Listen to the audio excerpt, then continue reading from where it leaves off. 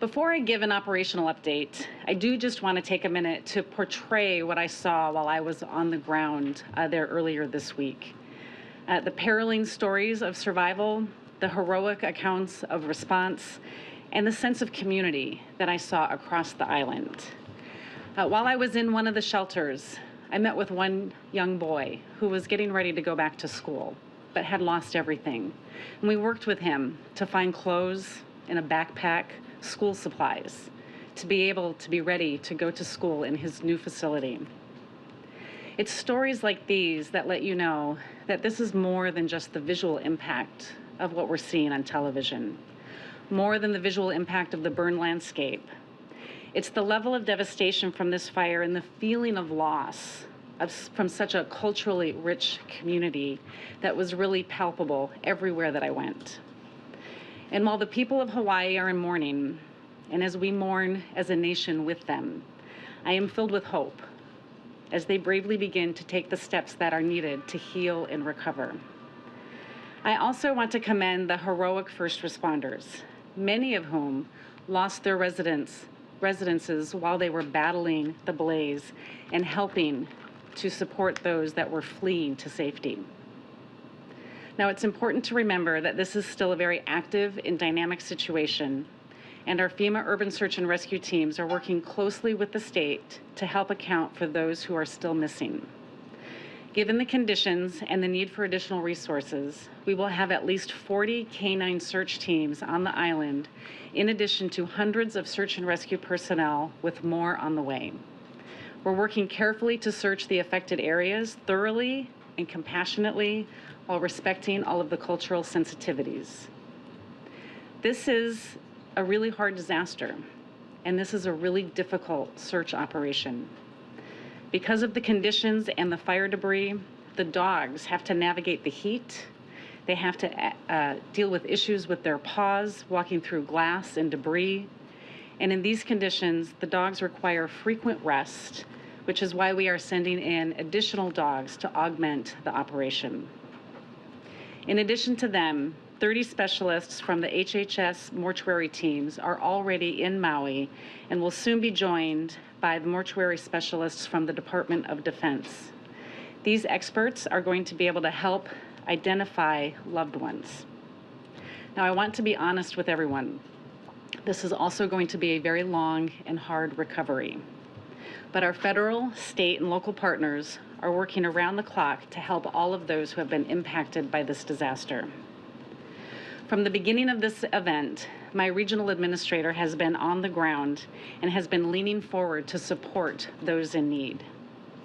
As he always does, President Biden directed me to move quickly and push as many resources into the area so we could help people as soon as possible that were impacted.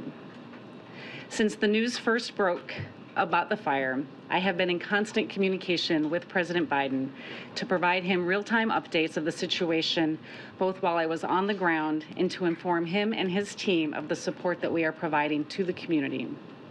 And I want everybody to know this: the President, FEMA, and the entire federal family will be there to support the people of Hawaii as long as we are needed. Now, just a couple of operational updates for everyone. Today, FEMA's Associate Administrator for Response and Recovery, Ann Bink, and Region 9 Regional Administrator Bob Fenton are both on the ground. To date, we have mobilized millions of liters of water and food. We have deployed more than 700 personnel to the disaster, with more than 600 already on the island. We have given out $2.3 million in assistance to families, and we have approved over 1,300 registrations for assistance. We launched our Transitional Sheltering Assistance Program, and this will complement the state's Fire Relief Housing Program for residents. And we also authorized critical needs assistance to make sure that we're putting money in the hands of survivors. We also launched a joint task force to assist the state in ensuring that the housing assistance that survivors are eligible for, whether it's through FEMA's programs or the state programs, that it will be seamless to the survivor and they don't have to figure out who they're supposed to call for help. But I also need all of your help. I need you to help us get the word out and encourage more people to apply for assistance. Please help us spread the word to residents of Maui and encourage them to register for assistance with FEMA with either our staff on the ground, through our website at disasterassistance.gov, or by calling 1-800-621-3362. We also opened our first... Sorry, can you please repeat the number? Yep, 1-800-621-3362, or 1-800-621-FEMA. We also opened our first disaster recovery center. What these facilities are they are brick and mortar locations that have federal, state, nonprofit partners that will all be co-located where people can register for assistance and help get additional support. And this is an important first step in their recovery process.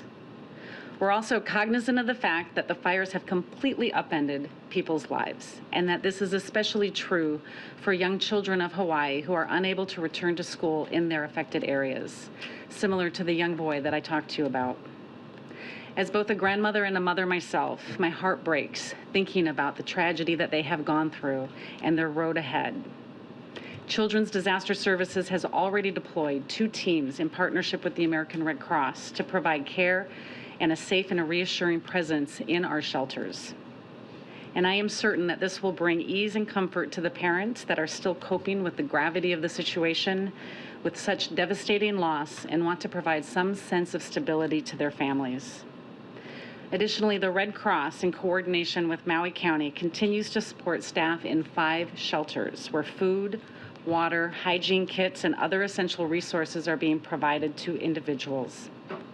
We are also coordinating these services so that anybody who leaves a shelter for a hotel or other place to stay will be eligible to receive the same level of services being offered at these shelters.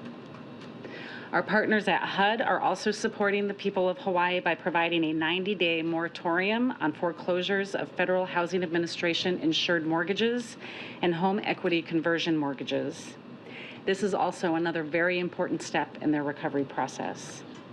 And lastly, debris removal is going to be a critical aspect of this recovery. We have mission assigned both EPA and the Army Corps of Engineers to start the process of debris collection and planning for removal.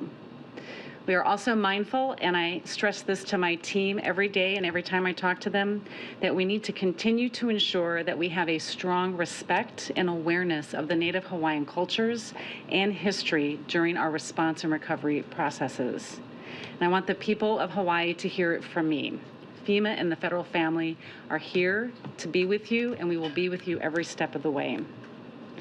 So to close, to the people of Hawaii, I promise you this. We will do everything we can to continue to help you rebuild on the island and the island that you call home.